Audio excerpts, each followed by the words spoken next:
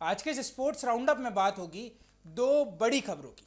पहली बड़ी खबर स्कॉटलैंड के ग्लासगो से, जहां आज से 2026 कॉमनवेल्थ गेम्स का आगाज हो रहा है। भारत इस बार 126 खिलाड़ियों के साथ उतर रहा है और उम्मीद है एक बार फिर मेडल्स की बारिश की है।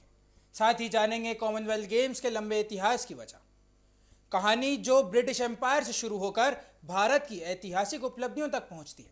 वहीं दूसरी बड़ी खबर है क्रिकेट से जुड़ी हुई।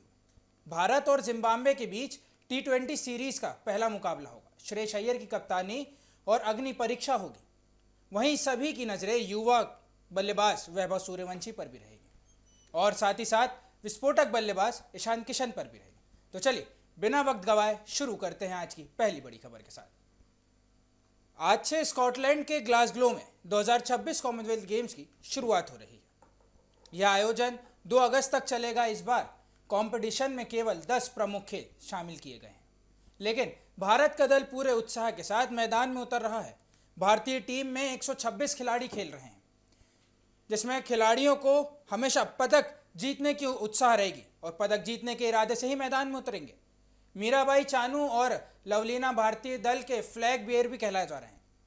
भारत की नज़रें सिर्फ पदों पर ही नहीं बल्कि अपने गौरवशाली इतिहास को आगे बढ़ाने पर भी होगी।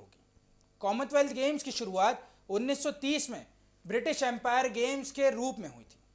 भारत ने पहली बार 1934 में हिस्सा लिया, जब देश आज़ाद भी नहीं हुआ था। राशिद अनवर ने भारत के लिए पहला पदक जीत, इसके बाद 1958 में मिल्खा सिंह ने एथलीट्स में पहला गोल्ड जीतकर इतिहास रचा और उन्हें फ्लाइंग सिख के नाम से भी पहचान मिली।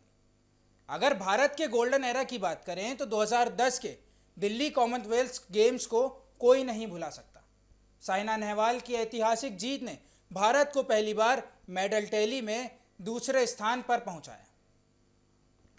भारत ने तब 101 पदक जीतकर अपना सर्वश्रेष्ठ प्रदर्शन किया था। एक बार फिर उम्मीद नई है, खिलाड़ी भी नए हैं और लक्ष्य भी बड़ा है। खास बात यह भी है कि 2030 कॉमनवेल्थ गेम्स की मेज़बानी भारत का अहमदाबाद करेगा। वर्षगांठ भी कहा जा रहा है, आयोजन भी होगा। ऐसे में 2026 का प्रदर्शन 2030 की तैयारी की दिशा भी तय करेगा। और इसी में मैं आपको बता दूं कि अभी 4 गेम्स कुछ ऐसे हैं जिनको निकाल दिया गया है, जिसमें से है हॉकी, क्रिकेट, शूटिंग और रेसलिंग। ये 4 गेम ऐसे हैं जो सबसे ज़्यादा पदक जिताते हैं, जो सबसे ज़्यादा मेडल हमें भारत को जिताते हैं, जिसमें से हॉकी, क्रिकेट, शूटिंग, रेसलिंग।